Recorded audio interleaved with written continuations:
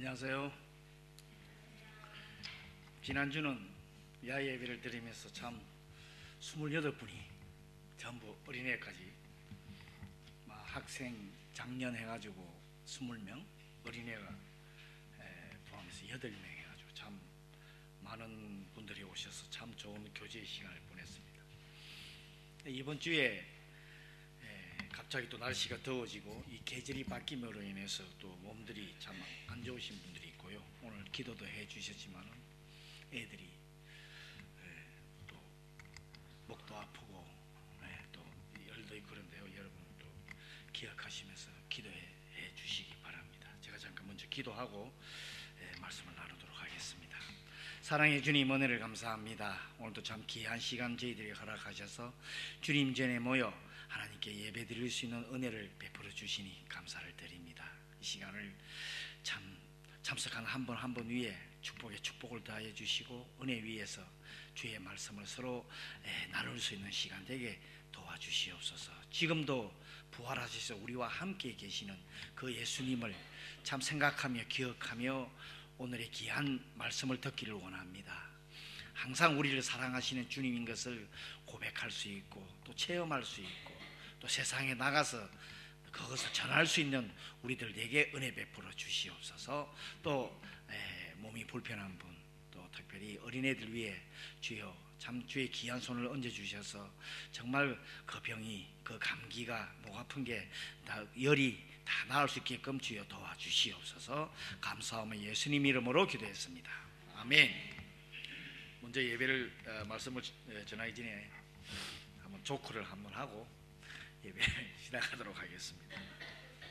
지금 저희 집에 와 계시는 우리 장장로님이 길치예요. 길치라 그러면 길을 잘 몰라, 방향을 잘 몰라요. 근데 그런 분이 계세요. 타고는. 그래서 우리 양 전도사는 뒤만 쫄쫄쫄쫄 어디 가도 이렇게 따라 다니시는데 요 근래 양 전도사님이 몸이 좀 안 좋아요. 그래서 오늘 아침에도 누워 계셨는데 우리 장 장로님이 아침 한 7시 반쯤에 운동을 나가세요. 요 뒤로 내려가서 개천을 걸어가지고 갔던 길로 이제 꼭 돌아오면 이제 되는데 오늘은 조금 더 걷겠다고 돌아오다가 더 한번 지나간 것 같아요. 그래서 길을 잊어먹은 거예요. 1시간 반이 지났는데도 안 와. 그래서 우리 집에서 설마 길을 잊어먹었겠나 그랬더니 1시간 한 40분 되니까 헐리벌떡 들어왔어요. 자기 길 잊어먹었대. 그래서 어떻게 들어오셨냐고, 어떻게 왔냐고 그러니까 택시 타고 왔대요. 그래서 돈을 어떻게 써놨냐 그랬더니 앞에다가 세워놓고 위에 올라가서 돈 가지고 갖다 지불까지 했다고. 말은 안 통하지만 이 손으로 참 오늘 아침 또 그런 일이 있었습니다. 저희 참 친한 저 두 장로님 부부와 저희 부부는 참 40년 친구예요. 그래서 참 여러 가지 여러분들한테도 말씀 못 드릴 이 하루하루의 이 히트 하나씩 있어요. 참 재밌는 지금 생활을 하고 있는데 그렇습니다. 근데요 참 그래도 찾아오셨잖아 집에까지, 그죠? 택시를 타든 뭘 타든 찾아오신 게 참 대단한, 오늘 참 다들 잘했다고 칭찬을 하고 그랬습니다. 오늘의 말씀은 로마서 6장의 말씀. 사도 바울의 신앙을 갖다가 저희들에게 알려주는 그 부분이기도 합니다. 참 또 우리 침례교회에서는 참 이 신앙을 갖다가 우리 침례교회에서도 많이 도입을 해서 이 신앙관을 가지고 살아가고 있지요. 지금 오늘 말씀을 읽어주셨지만은 여러분도 말씀을 읽으시면서 이건가 이게 무슨 말인가 이런 생각을 혹시 안 하셨어요? 이 말이 무슨 말인가, 이 말이 무슨 좀 이런 거 기도하고 저런 거 기도하고요. 지금 일본은 해세에서 지금 레이와로 바뀌어가지고 새로운 연도가 바뀌어가지고 새로운 생활이다, 새로운 삶이다, 새로운電노를부터 해가지고 이런 막 세상이 다 지금 이렇게 되어 있는데요. 우리가 이것을 통해서 오늘 이 말씀을 통해서 크리스찬 예수 그리스도를 믿음으로 인해서 우리 구원받은 이런 크리스찬의 삶을 여러분들은 이 새로운 성경에서는 이것을 새 사람, 새로운 삶, 오늘의 제목이 이런 겁니다. 여러분 이것을 만끽하고 정말 이것을 느끼고 사십니까? 나중에 저 천국에 가서 받을 삶이라고 생각하세요? 이것을 지금 이 현재에서 느끼고 만끽하고 사시는지요? 오늘 이 사도 바울은 물론 저 천국에서도 받을 영생은 있지만은 이 현재 이 땅에서 누리고 살아라, 어떤 삶을, 이런 삶을 살아라 하는 것을 지금 주장하고 있는 그런 얘기입니다. 이 복음, 예수 그리스도를 믿음으로 해서 죄가 사함을 받는다, 예수님을 믿음으로 해서 죄 사함 받는다 하는 이 문제에서 우리 크리스찬들도 그렇지만 너무 죄에 너무 얽매여 있어요. 제가 좀 설명하지만 그렇다고 죄를 갖다가 아무렇게 생각하지 말라 하는 게 아니라, 죄보다 그 죄의 얘기보다도 우리가 그 죄 용서함 받고 새로운 복음이라 하는 게 새로운 삶을 살아가는 데 초점을 맞춰야 돼요, 죄보다. 그런데 많다고 그럴까요? 크리스찬들이 아직도 그 죄에 대해서 너무 생각이 너무 깊어, 너무 거기에 너무 이끌려서 사는 분들이 참 많아요. 그렇다고 물론 이 세상에 죄가 없는 건 아니죠, 그죠? 죄가 있습니다. 죄 속에서 우리가 영향권 속에서 살고도 있습니다. 그렇지만 우리는 또 이 죄에 대해서 죄 때문에 심한 갈등을 해요. 여러분 갈등하십니다. 그래서 왜 나는 자꾸 이런 죄를 지을까? 겪게 돼요. 이것을 사도 바울이 성경에서 말하면 무슨 말이냐 그러면 영적 싸움이라고 하는 거예요. 영적 싸움을 싸워야 된다 하는 게 사도 바울이 주장하는 거예요. 우리가 영적 싸움을 살 때 예수님이 십자가에서 돌아가시고 성령님이 예수 그리스도를 믿음으로 해서 성령님이 우리 마음에 계신다 하는 것을 위해서 우리는 승리의 삶을 살 수 있다 하는 거예요. 정확히 말하면, 한마디로 말하면. 그래서 성경에서 영적 싸움을 싸울 때는 에베소서 5장에도 나오지만 전신갑주라 하는 말이 나오죠. 입어라. 머리, 가슴, 칼, 흑띠 전부 다 나오죠. 이거는 왜? 승리의 삶이라 하는 거예요. 살아갈 수 있다 하는 것을. 죄가 크고 심각하다 할지라도 하나님의 은혜는 모든 것을 용서해 주며 회복시켜 준다 하는 거예요. 이 말을 하는 거예요. 형무소에서 전도를 하시는 전도자들이 계십니다. 저도 그분들이 간증하는 걸 제가 듣고 그랬는데요. 사형수, 세상의 죄 우리가 이 법도 지켜야 되는데 그것을 지키지 못해서 살인을 했다든지 해서 사형수들한테 복음을 전하는 분들이 계세요, 전도사님들이. 근데 그분들이 하시는 얘기가 뭐 어느 날 사형이 집행하는 날도 있죠. 그 전에 예수님을 믿고 믿은 그 사형수들은요 얼굴이 다르대요. 물론 자기가 죄를 지어서 세상의 법을 지키지 않아서 사형장으로 가지만 그때 그 얼굴들을 보면요 정말 기쁨으로 간대요. 참 그런 걸 볼 때 이 예수 그리스도의 십자가에서의 그 보혈의 능력이라 하는 것은 우리들이 상상할 수 없는 엄청난 그 능력이 있습니다. 이런 영생을 여러분 만약에 내가 내일 죽는다 하면 여러분 그런 기쁨으로 얼굴에 기쁨으로 이 삶을 살 수 있어요? 참 그런 거 볼 때 은혜가 참 됩니다. 이게 하나님의 십자가의 사랑이구나, 복음이구나. 우리가 크리스찬이라 하는 삶을 이렇게 살아야 되는구나 하는 것을 저도 한번 생각해 보기도 합니다. 너희 죄가 주홍 같을지라도 눈같이 휘어질 것이요 진홍같이 붉을지라도 양털같이 되리라 하는 성경 말씀이 있죠. 사도 바울은 오늘의 복음의 본질을 2절하고 3절에서 설명을 하고 있어요. 그럴 수 없느니라. 죄에 대하여 죽은 우리가 어찌 그 가운데 살리요? 무릇 그리스도 예수와 합하여 침례를 받은 우리는 그의 죽으심과 합하여 침례를 받은 줄을 알지 못하느냐. 다른 교단에서는 세례라고도 읽곤 하고요. 성경에는 세례라고 나와 있죠. 저희 이제 침례교에서 침례라고 읽습니다. 그래서 이것을 두 가지로 지금 사도 바울이 설명하고 있어요. 하나는 죄에 대해서 죽었다. 또 하나는 침례라 하는 의미예요. 부활 살아났다 하는 것을 두 가지를 강조를 하고 있어요. 그리스도인들이 자신의 죄를 회개하고 예수 그리스도를 믿을 때 이미 죄에 대해서 죽은 사람이다. 죄와 단절이 됐다 하는 것을 알려주고 있어요. 제가 좀 이따 또 설명할게요. 그렇지만 나는 지금 죄를 짓고 있잖아요.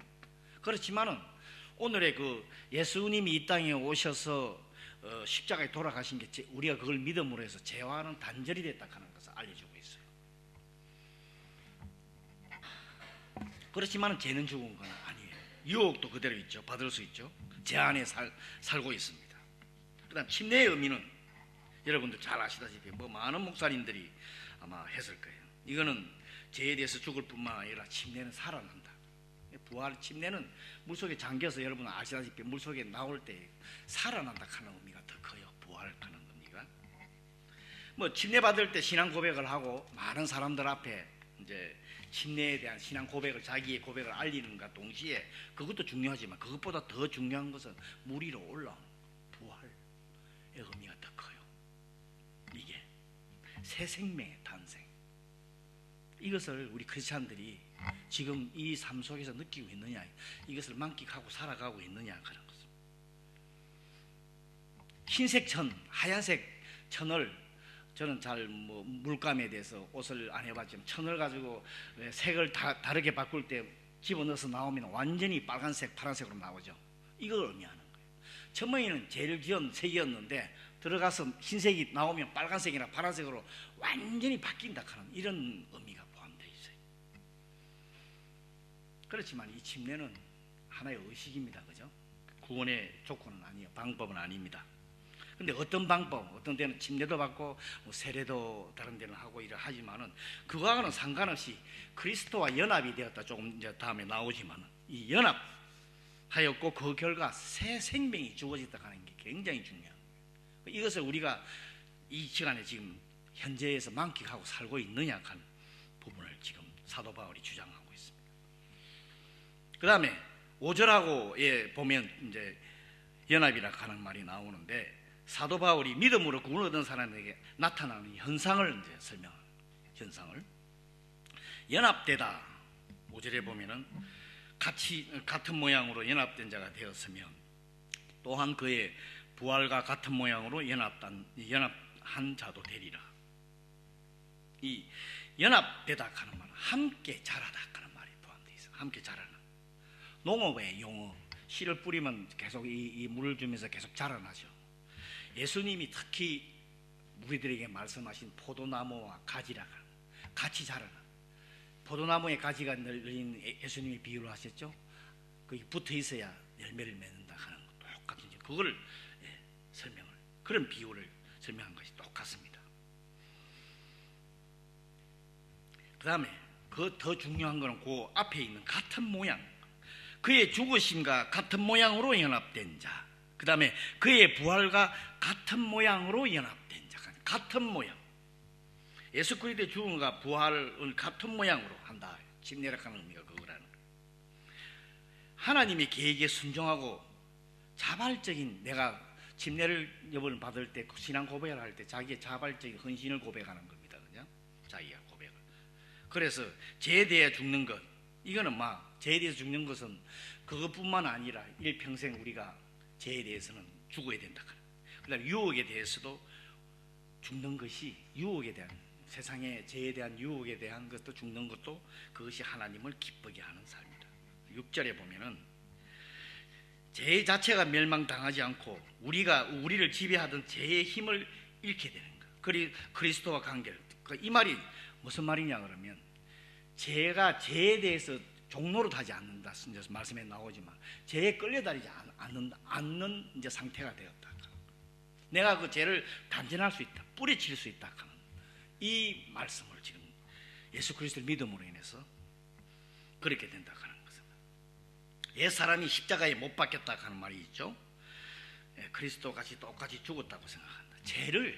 지금 죄에 대해서는 죄를 멸하는 방법은 죽는 방법밖에 없는 거예요. 이 세상의 사람들도 물론 죄와 같이 있지만은 예수 그리스도를 믿지 않는 분은 죄와 그 관계를 끊기 위해서는 우리가 이 세상에 이 몸이 죽으면 죄와 끝나잖아요.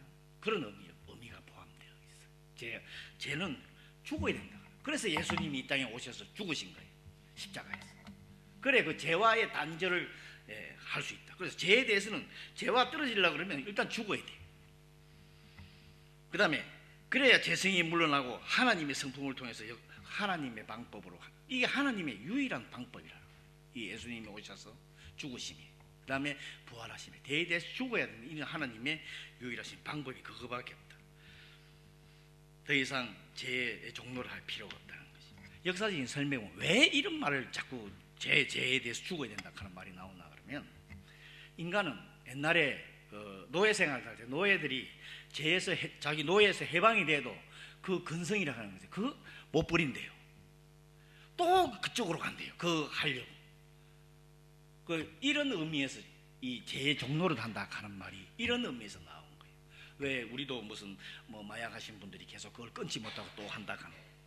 우리의 이 몸은, 우리의 몸 안에 있는 이 재성은 그런데 그쪽으로 자꾸 왜 아담의 재성에 대해서, 원죄에 대한 재성에 대해서 그쪽으로 자꾸 가게 돼가 있대.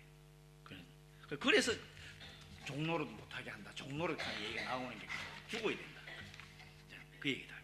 그래서 우리도요, 크리스찬도 그리스도를 통해서 해방을 받았는데, 침례를 받고 자유함을 받았는데 아직도 이 죄에 끌려 다니시는 분이 있어요.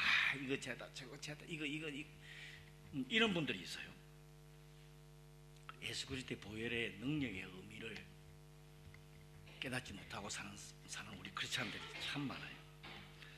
그런데 6절에 보면 죄의 몸이라 하는 말이 나와요. 우리가 알거니와 우리 옛사람이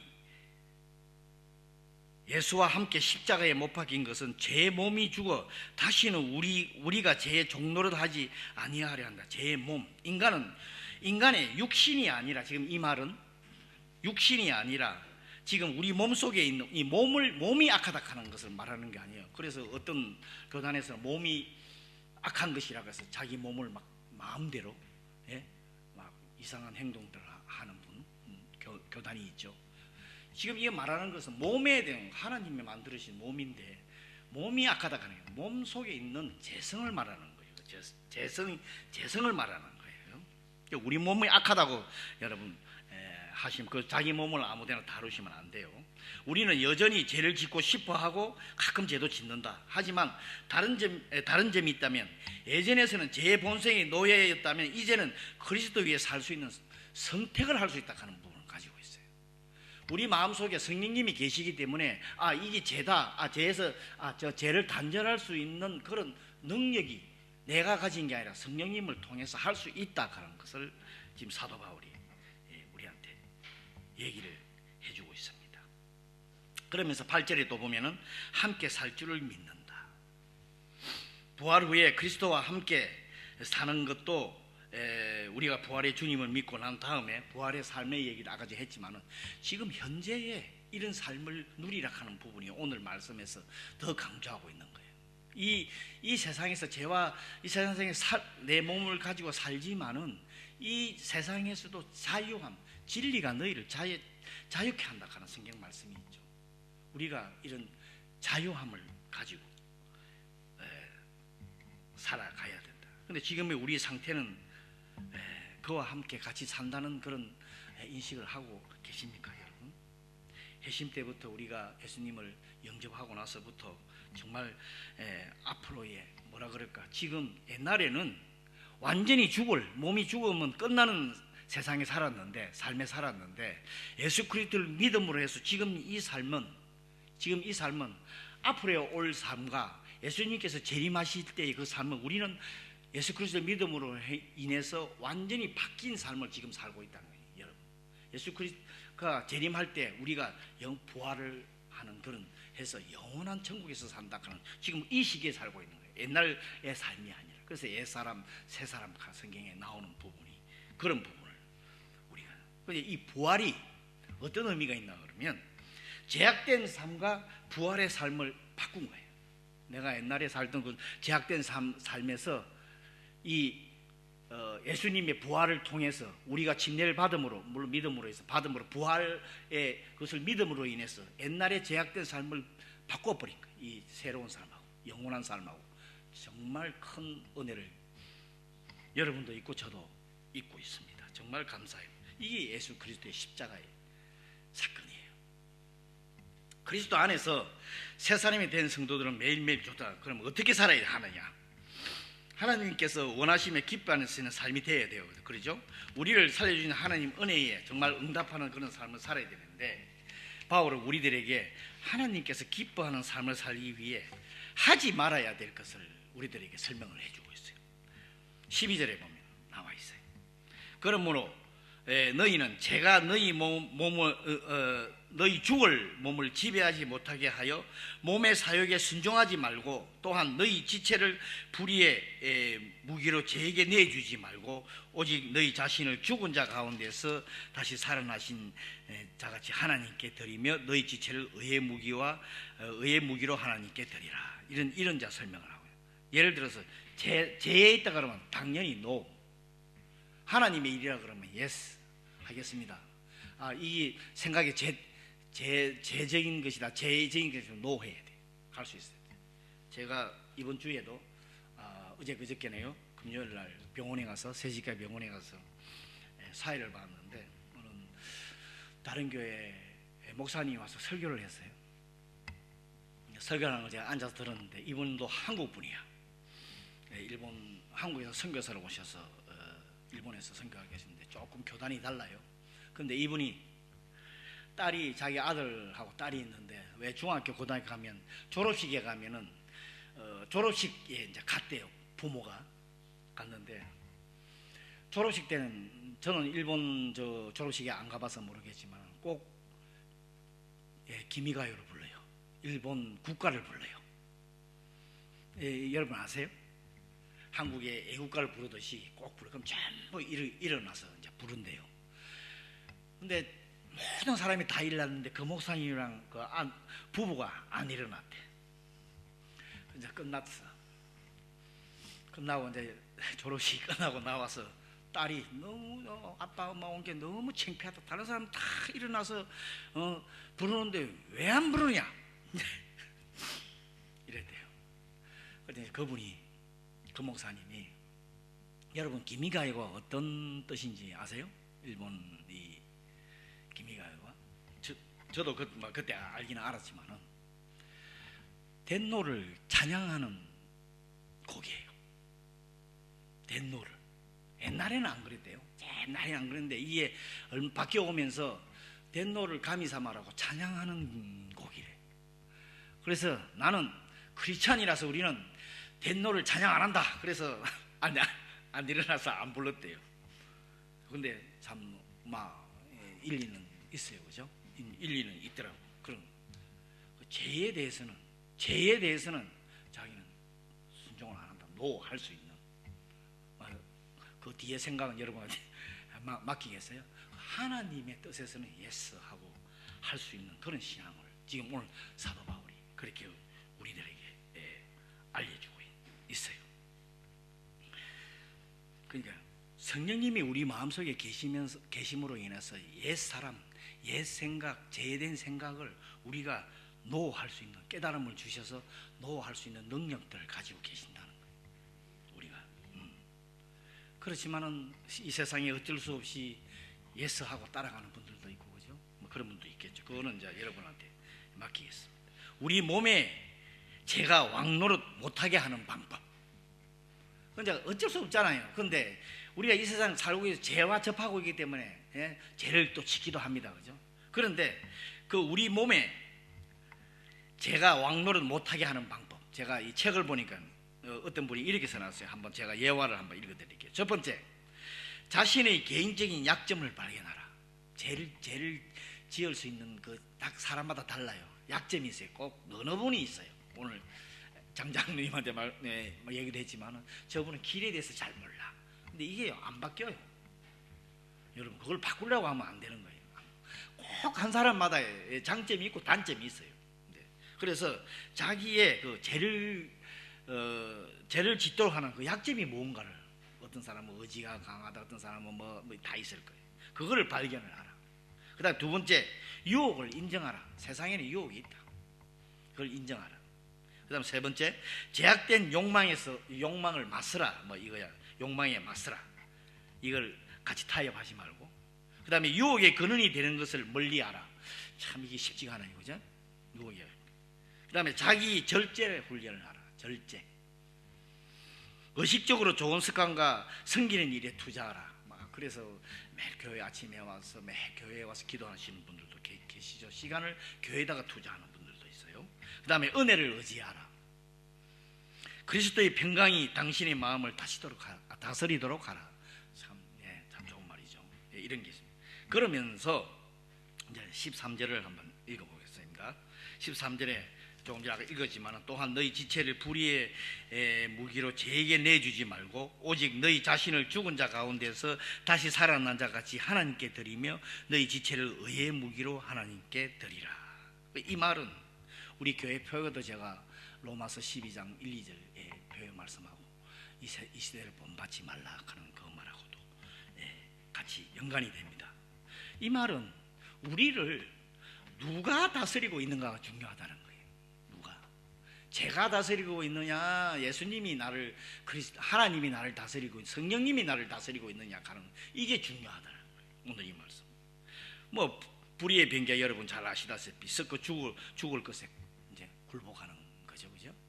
그렇지만 의의 무기 하나님께 드리라. 우리의 몸은 약한 곳에도 사용할 수가 있고, 선한 곳, 나쁜 곳에도, 악한 곳에도 사용할 수 있어요. 우리 몸을. 여러분 몸을 아무데나 내놓으면 악한 것에도 사용이 되고, 정말 하나님 앞에 올바로 서서 하나님께 드리면 선한 곳에도 우리의 몸은 사용됐어요. 이 선택을 성령님이 계시기 때문에 할 수 있다 하는 것을 사도 바울이 계속 지금 강조하고 있는 부분이 이겁니다. 여러분은 어떻습니까? 한번 여러분 자신을 한번 생각 한번 해보세요. 내가 선한 곳보다 악한 곳이 많은지. 설마 그런 일이 없겠죠, 그죠? 악한 것보다 선한 곳이 많겠죠. 근데 우리가 누구를 섬기느냐는 차이가 있는 거죠. 우리는 정말 십자가에서 부활하신 예수님을 우리가 섬기고 있습니다. 우리는 매 순간 이런 결정을 해야 될지도 몰라. 어떤 분들은 매 순간 결정하는데, 그런 어떤 분이 간증하는 걸 들었는데, 자기가 하는 일에는 정말 이걸 내가 해야 되냐 안 해야 되냐 좀 그런 매 순간 이런 결정을 하는 분들도 있다고 그래요. 예수님이 이 죽음이 예수님과 성도들을 더 이상 주장할 수 없다. 오늘의 이 말은 이 사도 바울이 우리는 율법 아래 있지 않고 예수님의 은혜 아래 있기 때문이다. 율법은 뭐를 해야 되고 지켜야 되고 이거 안 하면 안 되지만 그게 아니라 은혜는 예수님의 은혜만이, 이 은혜라 하는 말을 하나님의 은혜, 십자가의 은혜라 하는 말, 이 은혜만이 죄를 이길 수 있다 하는 은혜. 네, 여러분, 우리는 다 은혜 아래 있습니다. 예수님을 믿음으로 인해서 성령님을 통해서 우리는 이제는 죄 아래 있지 않고, 물론 죄는 짓습니다. 죄를 고백하면은 깨끗하게 사함을 받을 수가 있습니다. 그러므로 은혜 아래에 있으면 우리는 하나님이 주관하는 사람들이에요. 우리 모두가 하나님께서 주관하는 그런 사람들입니다. 물론 이 세상 살면서 여러 가지 유혹과 여러 가지 죄를 지을 수 있는 사항들이 여러분 앞에 눈앞에 닥칠지도 모르겠습니다. 오늘 아까 제가 간증했던 그 목사님처럼 하나님 보시기에는 정말 이쁜 믿음이라고 저는 생각을 하죠. 근데 주위 사람들이 볼 때는 사람들하고는 어울리기가 힘들죠. 여러분은 어느 걸 택하겠습니까? 그거는 여러분들한테 맡기겠습니다. 그래서 우리 이 세상 살아가면서 우리는 죄를 짓지만은, 그렇지만은 죄에 대해서 너무 있는 것보다 부활, 은혜, 앞으로의 주실 하나님의 큰 적을 바라보고 살아가는 우리 모두들 되기를 간절히 축원합니다. 아멘. 기도하겠습니다. 사랑의 주님, 은혜를 감사합니다. 오늘도 귀한 말씀을 통해서 우리가 예수 그리스도를 믿음으로 인해서 정말 하나님의 은혜 아래 살고 있다는 것을 오늘 이 시간 서로 말씀을 나누었습니다. 정말 감사합니다.